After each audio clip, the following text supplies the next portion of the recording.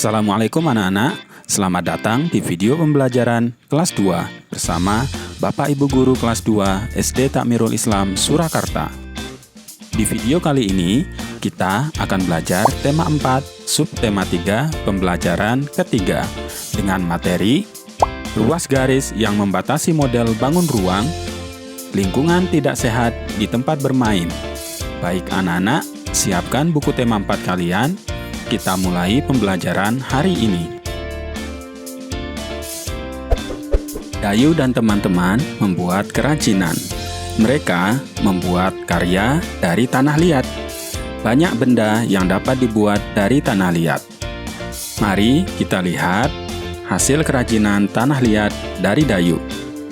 Kerajinan Dayu berupa vas bunga. Vas bunga Dayu berbentuk prisma. Prisma merupakan contoh bangun ruang. Masih ingatkah anak-anak dengan ruas-ruas garis pada bangun ruang? Nah anak-anak, mari kita lihat prisma segitiga berikut ini. Mana saja yang merupakan ruas-ruas garis pada prisma? Pada prisma segitiga di samping, ruas-ruas garisnya adalah garis AB, garis BC, garis AC, garis DE, garis EF, garis DF, kemudian garis AD, garis BE, dan garis CF. Nah, untuk lebih jelasnya, mari kita perhatikan contoh dari Bu Isna berikut ini.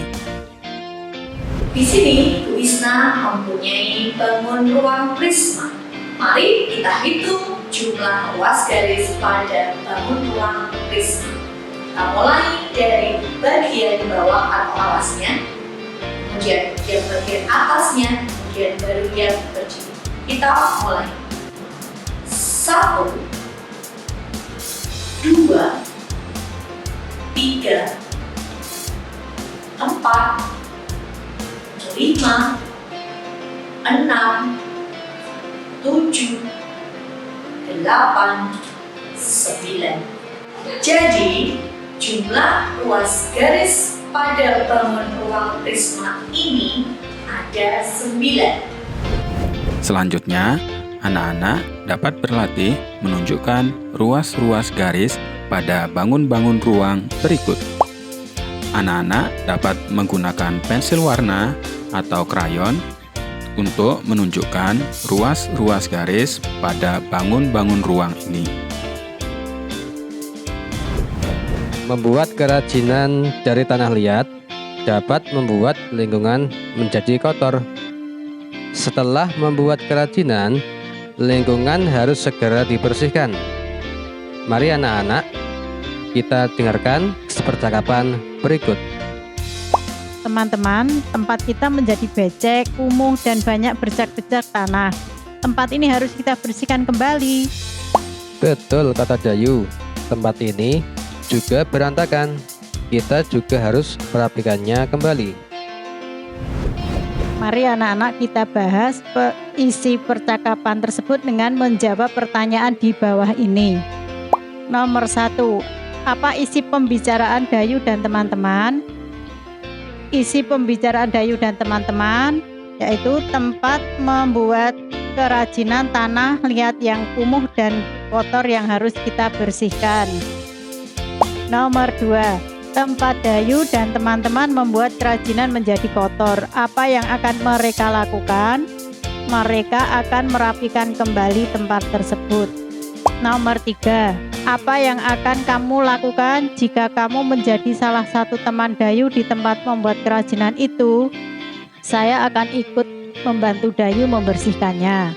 Nomor 4, apakah kamu setuju dengan sikap Dayu dan teman-teman? Setuju, tempat yang kotor harus dibersihkan. Nomor 5, apa yang akan terjadi jika tempat membuat kerajinan yang kotor dibiarkan? Tempat akan terlihat kumuh dan tidak nyaman.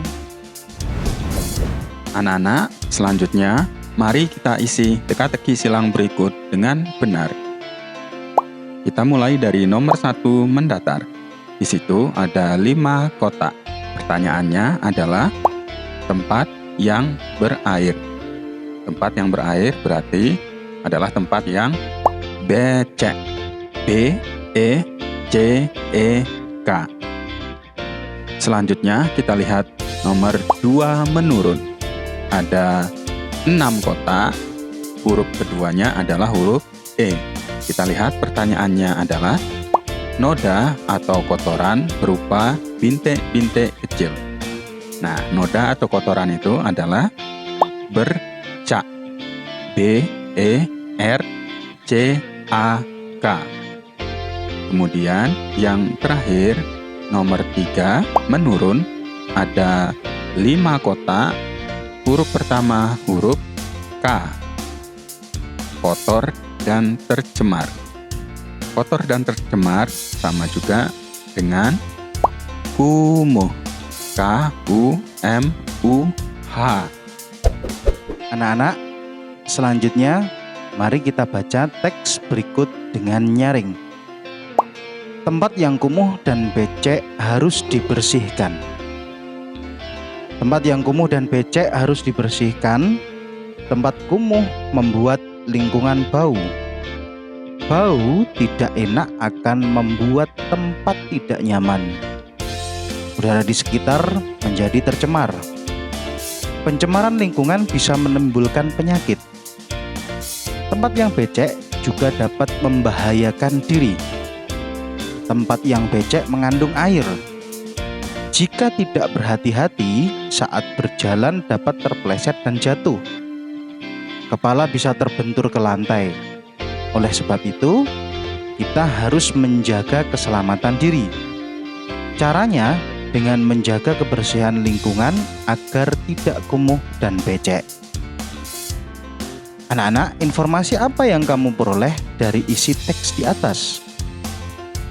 Ya, informasinya paling tidak tempat yang kumuh dan becek harus dibersihkan agar tidak menjadi bau, tercemar, dan kemudian menimbulkan penyakit. Dan bahkan tempat becek itu bisa membahayakan diri karena apabila tempat yang becek mengandung air tersebut licin dan bisa menyebabkan orang terpeleset dan jatuh. Baik anak-anak, mari kita amati gambar berikut. Apa saja informasi yang kamu peroleh dari gambar? Adakah lingkungan di sekitarmu seperti pada gambar? Iya, dari gambar tersebut kita bisa melihat bahwa lingkungan tersebut becek dan kumuh disebabkan oleh air yang tumpah, kemudian sisa-sisa tanah liat yang berceceran, juga alat-alat yang belum dirapikan. Nah, jika di sekitarmu ada lingkungan seperti itu, maka harus segera dibersihkan. Baik anak-anak, mari kita tuliskan hasil pengamatanmu pada kolom yang tersedia. Lingkungan yang becek dan kumuh. Lingkungan yang becek dan kumuh disebabkan oleh air yang tumpah dan tergenang, sisa-sisa tanah liat, dan alat-alat yang tidak dirapikan. Lingkungan yang becek dan kumuh tidak sedap dipandang mata. Lingkungan yang becek dan kumuh juga membuat kita tidak nyaman untuk beraktivitas. Karena itu, lingkungan yang seperti itu harus segera dibersihkan.